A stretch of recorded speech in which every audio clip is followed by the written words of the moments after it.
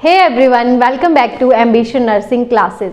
सो guys, last class में हमने कुछ कम्युनिकेबल डिजीज कंडीशन पढ़ी थी। आज हम उन्हीं को ही नेक्स्ट कंटिन्यू कर रहे हैं। सो आज हम पढ़ेंगे प्लेग के बारे में, जो कि एक जूनोटिक डिजीज कंडीशन है। सो इसकी क्या डेफिनेशन रहेगी?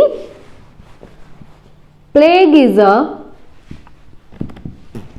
जूनोटिक, या फिर आप बोल सकते हो जूनोसिस, जो कि जीव जंतुओं की वजह से होता है। जूनोटिक डिजीज, या फिर इसको और क्या बोल सकते हो आप? Infection that is transmitted by, किसके थ्रू ट्रांसमिट होता है? Transmitted by flies of rat. Okay, so ये मेनली किससे होता है? चूहे के काटने से होता है। सो इसका मेनली नाउ यहां से पता चल रहा है कि जो इसका वेक्टर है वो क्या हुआ। सो इसका वेक्टर क्या हुआ? Rat. Vector rat, it means किसकी वजह से ये हो रहा है। Next one is the incubation period for the plague. So incubation period कितना रहता है इसका? 9 to 30 डेज। 9 to 30 डेज के अंदर अंदर ये इसके जितने भी साइन एंड सिम्टम है वो वहां पे शो हो जाते हैं। सो next one is the causative agent for the plague. So guys, plague का जो कॉजेटिव एजेंट है उसका नाम है यर्सीनिया पेस्टिस। कॉजेटिव ऑर्गेनिज्म, क्या नाम बताया मैंने? Yersinia pestis. And incubation period मैंने आपको ऑलरेडी बता दिया है। Next one is the major and central sign and symptom for the plague. कौन कौन से साइन एंड सिम्टम रहते हैं? Mainly sign and symptoms. So अगर मैं बात करूं सिस्टेमैटिकली, सिस्टेमैटिकली क्या होगा? उसको फीवर होगा। सिस्टेमैटिक क्या होगा वहां पे? फीवर। आप बोल सकते हो 102 डिग्री फ़ारेनहाइट से भी अबव जा सकता है। Next one is the central sign and symptom. Central में क्या रहेगा? वहां पे बहुत ज्यादा उसको हेडेक रहेगी। ओके, नेक्स्ट वन आता है कि लंग्स से रिलेटेड, रेस्पिरेटरी से रिलेटेड क्या क्या उसको वहां पे देखने को मिलेगा। सो रेस्पिरेटरी सिम्टम्स में क्या क्या चीजें आएंगी? कफ रहेगा, उसको स्नीजिंग रहेगी, डिस्निया होगा। Dyspnoea means difficulty in breathing, dyspnoea होगा। देन वहां पे चेस्ट पेन रहेगी। एंड लास्ट वन हम देखते हैं मस्कुलर से रिलेटेड उसको क्या सिम्टम आएंगे। सो गाइस, वहां पे थोड़ी बहुत उसको मस्कुलर पेन भी प्रेजेंट रहेगी। मस्कुलर में क्या चीज होगी? मसल वीकनेस, वीकनेस, या फिर आप बोल सकते हो वहां पे उसको बहुत ज्यादा एक्सेसिव पेन रहेगी। सो ये क्या थे? Total causative organism and the sign and symptom for the plague. Now comes on the plague transmission. Mainly जो प्लेग है वो कैसे ह्यूमन बीइंग में ट्रांसमिट होता है। सो इसके ट्रांसमिशन के 5 स्टेप रहते हैं। ट्रांसमिशन कैसे होता है? सो मैंने आपको बताया इसमें जो वेक्टर है वो मेनली रैट रहता है। सो गाइस, सबसे पहले क्या होगा? Rat carries the plague bacteria. जो बैक्टीरिया है वो वहां पे आ जाएगा। सो सबसे पहले क्या रहेगा? Rat carries the plague bacteria. Okay, rat के अंदर प्लेग का बैक्टीरिया आ गया। आफ्टर दैट क्या होगा? जो रैट की फ्लाइज है वो क्या करेगी? वहां पे ड्रिंक करेगी रैट का blood. So second one is the fleas drink the rats blood. Okay, it means जो इन्फेक्टेड रैट है उसका ब्लड उसने ड्रिंक कर लिया। आफ्टर दैट क्या होगा? वो अंदर उसके स्टमक के अंदर, या आप बोल सकते हो उसके इम्यून सिस्टम के अंदर, वो क्या करेगा? मल्टीप्लिकेशन करेगा। कौन? Bacteria. Bacteria multiply in the, किसके एब्डोमेन में? किसके स्टमक में? फ्लीज के स्टमक में। Fleas abdomen. ओके, ये थर्ड स्टेप हो गया। नेक्स्ट स्टेप आता है कि जो फ्लीज है वो बाइट करेगी हेल्दी ह्यूमन बीइंग को। Fleas bytes human being. Okay, क्या हुआ, उस फ्लीज ने बाइट कर दिया ह्यूमन बीइंग को एंड एट लास्ट क्या होगा, जो हेल्दी ह्यूमन है अब वो कैसा बन गया है, infected with the plague. So last में क्या होगा, इन्फेक्शन प्लेस्ड इन ह्यूमन।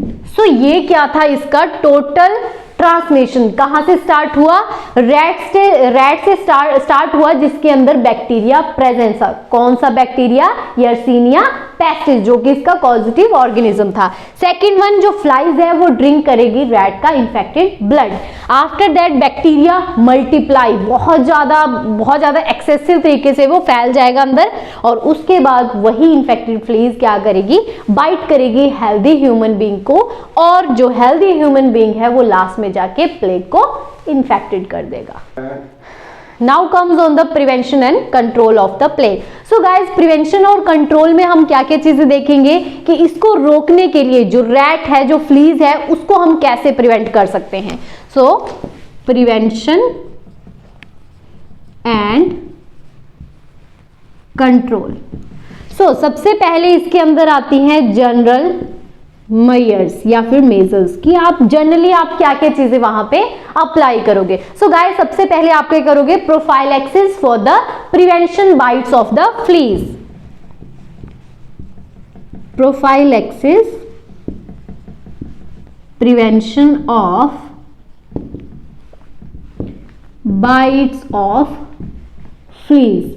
जो फ्लीज का बाइट है उसको आप क्या करोगे, पहले एज अ प्रोफाइलैक्सिस आप उसको यूज करोगे। सो कैसे आप उसको रोक सकते हो, बाय कंट्रोलिंग द रैट्स, चूहों को रोक के आप उसकी फ्लाइज को कम कर सकते हो, बाय कंट्रोलिंग रैट्स, क्योंकि मेनली ये किसके काटने से हो रहा है, रैट्स के काटने से हो रहा है। सेकेंड थिंग, अर्ली डायग्नोस करेंगे, नोटिफिकेशन करेंगे, आइसोलेट करेंगे, डिसइंफेक्ट करेंगे अगर कोई एक्सक्रीशन है, for example sputum. So second thing, early diagnose, notification, notify करेंगे। नोटिफिकेशन का मतलब है हम बताएंगे कि हमें क्या हो गया है, प्लेग की कंडीशन हो गई है। Notification and prevention of excretions, for example sputum, उसको हम कैसे प्रिवेंट करेंगे, by the disinfection. Okay, disinfectant को हम वहां पे यूज करेंगे। नाउ सेकंड थिंग आती है chemo prophylaxis. Chemo prophylaxis, so guys आपको पता होगा कीमो मतलब हम वहां पे कुछ ड्रग्स यूज करेंगे। And the last one is the vaccination. So plague की कंडीशन में मेनली हम किल्ड और लाइव एटीन्यूटेड दोनों वैक्सीन वहां पे देते हैं। सो ये क्या था, overall prevention and control of the plague. Next disease condition हम पढ़ने जा रहे हैं फ्लेरियासिस के बारे में। सो गाइज, नेक्स्ट हम पढ़ने जा रहे हैं फ्लेरियासिस के बारे में। एक ऐसे इन्फेक्शन या ऐसी डिजीज कंडीशन जो कि कॉज्ड बाय किसके थ्रू होती है, निमेटोड्स के थ्रू। It is the disease that is caused by nematodes filariasis. Okay, now comes on कि कॉज्ड किसके थ्रू होता है और किसको होता है। So cause to man by blood sucking arthropods. Caused to man by blood sucking arthropods. Next one is the incubation period for the filariasis. So इसका incubation period कितना रहता है, less than 3 months. This is the definition and the incubation period. Now comes on the causative organism for the filariasis. So guys, filaria का जो causative organism है that is called the Wucheria bancroft. Causative organism कौन है इसका causative organism? Wuchereria बेनक्रॉफिट। ये guys कुछ अटपटे से नाम है बट आपको याद रखने पड़ेंगे। सो ये क्या था? Overall introduction in the causative organism for the फ्लेरियासिस।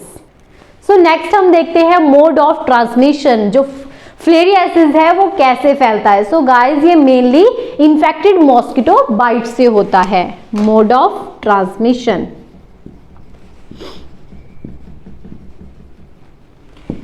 कैसे फैलता है ये? बाइट ऑफ इन्फेक्टेड मॉस्किटो, मच्छर के काटने से होता है फ्लेरियासिस। नेक्स्ट वन आता है इसका prevention and control. So guys आप खुद दिमाग लगाओ, मॉस्किटो के काटने से होता है, सो सबसे पहले हमें क्या करना पड़ेगा? मच्छरों को ही कंट्रोल करना पड़ेगा। Next one is the prevention and control. So इसमें फर्स्ट पॉइंट आता है measure to reduce the mosquito. क्या क्या मेजर हम इसमें यूज करते हैं? Measures to reduce mosquito. So mosquitoes को रिड्यूस करने के लिए सबसे पहले जो उनकी ब्रीडिंग है या ब्रीडिंग प्लेस है उसको हम क्या करेंगे? एलिमिनेट करेंगे। एलिमिनेट का मतलब क्या होता है कि वहां से निकाल देंगे। एलिमिनेट द ब्रीडिंग प्लेस, या आप सीधा सा इसका मतलब जान सकते हो कि जहां पे ज्यादा पानी इकट्ठा होता है वहीं पे ही क्या है? मच्छर ज्यादा होते हैं। सो उसी प्लेस को हम क्या कर देंगे? हटा देंगे वहां से। सेकंड थिंग आता है किल लार्वा। जो लार्वा होता है उसको हम कैसे किल कर सकते हैं? बाय द लार्वेसाइड्स, और जिसमें हम कौन सा केमिकल यूज करते हैं? Kerosene. Second thing is the kill the larva. कैसे किल करोगे? By using लार्वासाइड्स। साइड्स का मतलब होता है किल करना, और जिसमें मेनली एग्जांपल कौन सा बताया मैंने? केरोसिन। ओके, नेक्स्ट वन आता है यूज मॉस्किटो नेट। ऑब्वियसली कभी भी तुम सोते हो, कहीं पे मच्छर है तो मॉस्किटो नेट का यूज करना चाहिए। Use of mosquito net. और हम कैसे कैसे इससे प्रिवेंट कर सकते हैं? Measure to prevent the personal protection. खुद की प्रोटेक्शन के लिए, मच्छरों से बचने के लिए आप क्या क्या चीजें यूज करते हो? ओडोमॉस लगाते हो, फुल स्लीव कपड़े पहनते हो। सो ये सारे किस में आते हैं? पर्सनल प्रोटेक्शन में। सो सेकंड पॉइंट, ये इसका फर्स्ट पॉइंट था। सेकंड पॉइंट क्या रहेगा? Personal protection. So personal protection में आप क्या क्या यूज कर सकते हो? Full sleeve clothes,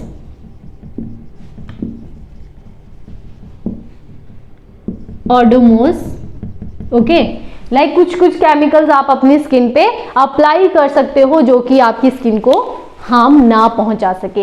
and last treatment क्या रहती है इसकी? Common treatment. So common treatment में क्या है? जो एंडेमिक क्या होता है कि जो जैसे फ्लेरिया है ये एक सोसाइटी में फैल गया, उसको हम क्या बोलते हैं? एंडेमिक। और पेंडेमिक तो आपको पता है, जैसे कोविड है लाइक पूरे वर्ल्ड में फैला हुआ है, उसको हम पेंडेमिक बोलते हैं। सो एंडेमिक में हम क्या करेंगे? कुछ मेडिसिन देंगे, या फिर डाई इथाइल कार्बेमेजापाइन सिट्रेट। कौन सी देते हैं? सो कॉमन ट्रीटमेंट में हम कौन सी ड्रग देते हैं?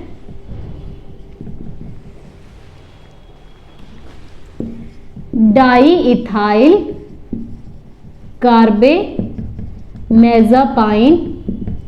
सिट्रेट। ये क्या है? उस एंडेमिक एरिया में हम उसका स्प्रे करेंगे। सो गाइज ये क्या था? Overall mode of transmission and prevention and control of the filariasis. So guys next हम जंप करते हैं सरफेस इंफेक्शन के अंदर। सो सरफेस इंफेक्शन में कौन कौन सी डिजीज कंडीशंस आती हैं? Rabies, trachoma, tetanus and the leprosy. और गाइज ये बहुत ज्यादा इंपॉर्टेंट टॉपिक है। सरफेस इंफेक्शन, सरफेस इंफेक्शन में कौन कौन सी डिजीज कंडीशंस आती हैं? Rabies, second one is the trachoma, third one is tetanus and fourth one is the leprosy. So सबसे पहले हम पढ़ने जा रहे हैं रेबीज के बारे में। सो रेबीज जिसको हम और क्या बोलते हैं, hydrophobia, also called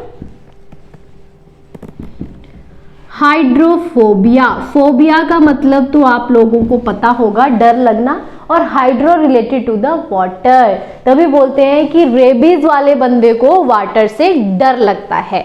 next thing is the causative virus. So जो मेनली कॉजेटिव वायरस है वो कौन कौन से ग्लैंड्स को या कौन से सिस्टम को मेनली अफेक्ट करता है। सो सबसे पहले central nervous system and the salivary glands. Virus mainly infected to CNS, central nervous system and salivary glands. Okay, next one आता है कि इसका इंक्यूबेशन पीरियड कितना होता है। सो गाइस, जो इसका इंक्यूबेशन पीरियड है वो वेरीज करता है पेशेंट टू पेशेंट, और आप बोल सकते हो चिल्ड्रन के अंदर इसका इंक्यूबेशन पीरियड कम रहता है as comparison to the adult people. Next one is the incubation period. So incubation period मैंने क्या बताया, varies to patient, varies from patient to patient. Next one, lesser in children में क्या होता है, इसका इंक्यूबेशन पीरियड कम रहता है। Now comes on the site के थ्रू इसका जो इंक्यूबेशन पीरियड है वो डिफरेंट रहता है। सो इसकी जो मेन साइट रहती है that is the face, hands and the legs. So तीनों के अकॉर्डिंग हम देखेंगे, face, hands and third one is the legs. So अगर किसी को कुत्ते ने काट लिया है फेस के ऊपर, सो उसका जो इन्फेक्शन है वो कितने दिनों में स्प्रेड हो जाएगा, 30 डेज में, या फिर आप बोल सकते हो विद इन 1 मंथ के अंदर, 30 days.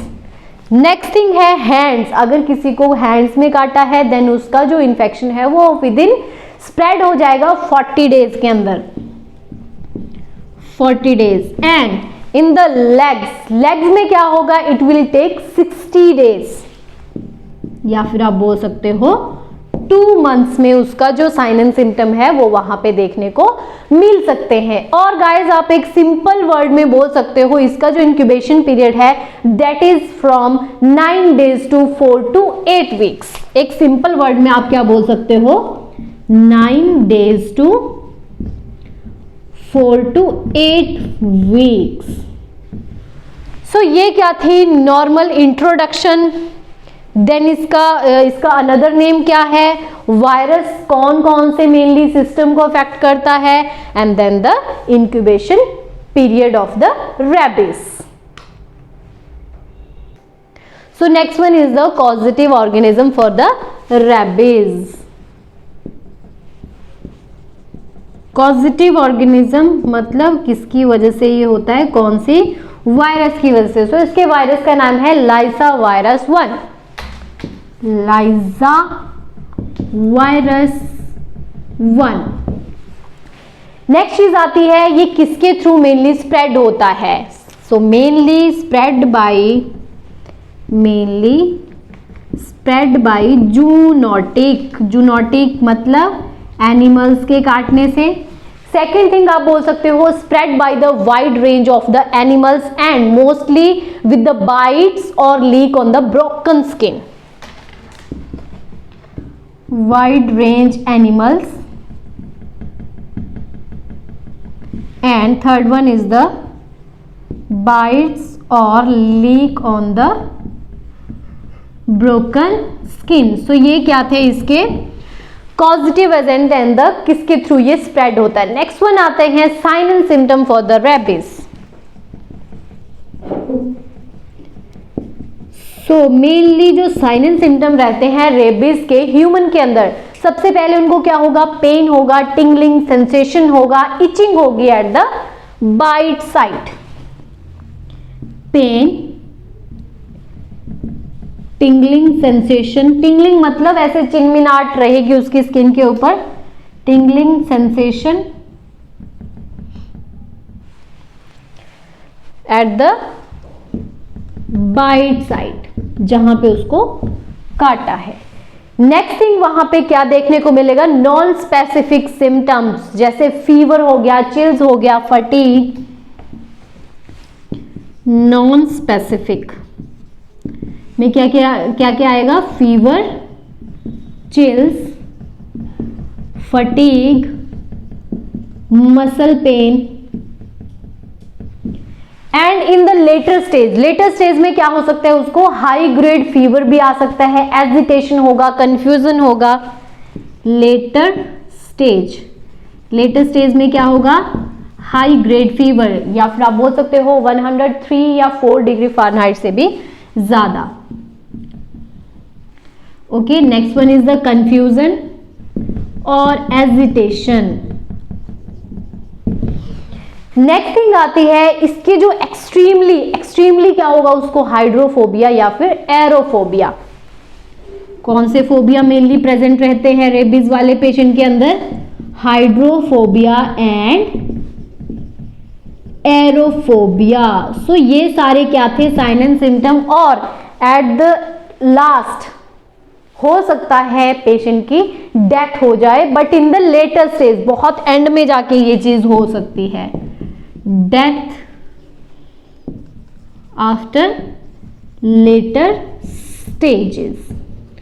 So main sign and symptom इनके याद रखना, pain, tingling sensation at the bite site. Second thing, fever, chills, malaise, fatigue, muscle pain, high grade fever, confusion, agitation. And last one is the, कौन से 2 phobia उसको present रहेंगे, hydrophobia, aerophobia, and the later stage उसकी डेथ हो सकती है। So now comes on the how to prevent the rabies. Rabies को कैसे हम प्रिवेंट कर सकते हैं। सो गाइज, इसमें 2 कंडीशंस आती हैं, pre exposure prophylaxis and the post exposure prophylaxis. It means काटने से पहले आप क्या चीजें कर सकते हो, क्या ध्यान में रख सकते हो, एंड आफ्टर जब रेबीज हो गया है। Pre exposure prophylaxis and post exposure prophylaxis. तो सबसे पहले हम देखते हैं प्री एक्सपोजर प्रोफाइलैक्सिस में हम क्या चीजें करेंगे। So risky persons, for example आप ले सकते हो जू कीपर, जो जू की देखभाल करते हैं, उनको क्या होना चाहिए, फुली वैक्सीनेटेड होना चाहिए। तो सबसे पहले क्या है, risky people like zookeeper should taken all vaccination, या फिर आप बोल सकते हो should immunized, वो क्या होना चाहिए, fully immunized होना चाहिए। Second thing, compulsory vaccinated of the pets and the stray dogs. जितने भी डॉग्स हैं या फिर पालतू जानवर हैं वो क्या होने चाहिए, कंप्लीटली वैक्सीनेटेड होने चाहिए। Compulsory vaccinated pets and stray dogs. Okay, so ये 2 स्टेप हैं जो आप प्री एक्सपोजर प्रोफाइलैक्सिस में यूज कर सकते हो। First one is the risky peoples को आप इम्यूनाइज्ड रखोगे, एंड सेकंड थिंग जो पेट्स हैं उनको भी क्या रखना है, फुली वैक्सीनेटेड। अब बात आती है कि रेबीज हो गया है, सो उस केस में क्या करेंगे, जैसे किसी को कुत्ते ने काट लिया तो सबसे पहले हम क्या करते हैं, जल्दी से जल्दी उसकी ट्रीटमेंट स्टार्ट कर देते हैं। सो सबसे पहला स्टेप यही होना चाहिए, प्रॉम्प्ट ट्रीटमेंट। प्रॉम्प्ट मतलब एकदम से आपने ट्रीटमेंट उसकी स्टार्ट कर देनी है। और सेकंड थिंग, आप क्या कर सकते हो, उसके अलग अलग मेजर्स यूज कर सकते हो। कौन कौन से मेजर्स आप यूज करोगे, सो सबसे पहले क्या है, जब भी किसी को कुत्ते ने काट लिया तो क्या करोगे, वॉश करोगे उस बाइट एरिया को from the plenty of soap and water about 5 minutes के लिए। Wash bite area with soap and water about कितने मिनट्स के लिए, 5 मिनट्स के लिए। ओके, फर्स्ट स्टेप ये हो गया। सेकेंड थिंग आप क्या करोगे, एक्सरसाइज द डैमेज टिश्यू, जो वहां की स्किन है या फिर जहां से कुत्ते ने काट लिया है, जो स्किन डैमेज हो गई है उसको कट कर देना है, बिकॉज उसमें क्या है, कुत्ते का लार्वा लग गया है, तो वो क्या है, फुली इन्फेक्टेड है, उसको हम क्या कर देंगे, एक्ससाइज कर देंगे, कट कर देंगे, एक्ससाइज द डैमेज स्किन, या फिर आप टिश्यू बोल सकते हो। थर्ड थिंग आती है अप्लाई एंटीसेप्टिक, एंटीसेप्टिक जो कि इन्फेक्शन को प्रिवेंट करते हैं। अगर आपके घर में कुछ भी एंटीसेप्टिक पड़े हैं आप उसको अप्लाई कर सकते हो, बट पहले वॉश करना है वो एरिया, आफ्टर दैट ही आप एंटीसेप्टिक उसमें अप्लाई करोगे। For example tincture of iodine आप वहां पे यूज कर सकते हो, apply antiseptic, for example tincture of iodine. Okay, next measure आप यूज कर सकते हो वहां पे वैक्सीनेशन। सो गाइस ऑलवेज याद रखना वैक्सीनेशन कितनी लगती हैं। 6 वैक्सीनेशन मेनली आपको रैबिस वाले पेशेंट को देनी पड़ती हैं। सो सबसे पहले जीरो डे पे, 0 डे उसको माना जाता है जिस दिन कुत्ते ने काटा है। सो वैक्सीनेशन स्टार्ट करेंगे हम from the 0 day. Okay, 0 day, okay, मतलब फर्स्ट डे हो गया, second, third day, then 7th day. Okay, 7th day के बाद 14 डेज, देन 30 डेज, देन फिर 90 डेज पे, 7, 14, 30 एंड देन 90 डेज। सो इन सभी दिन के अंदर अंदर उसको क्या होना है, रैबिस के अगेंस्ट वैक्सीनेटेड होना है। सो गाइज ये क्या था overall prevention and control of the rabies. Next हम जंप करेंगे ट्रेकोमा के ऊपर। So guys this is all about plague, filariasis and rabies. I hope you like this video. Please like, share, subscribe this channel. Thank you. Bye bye.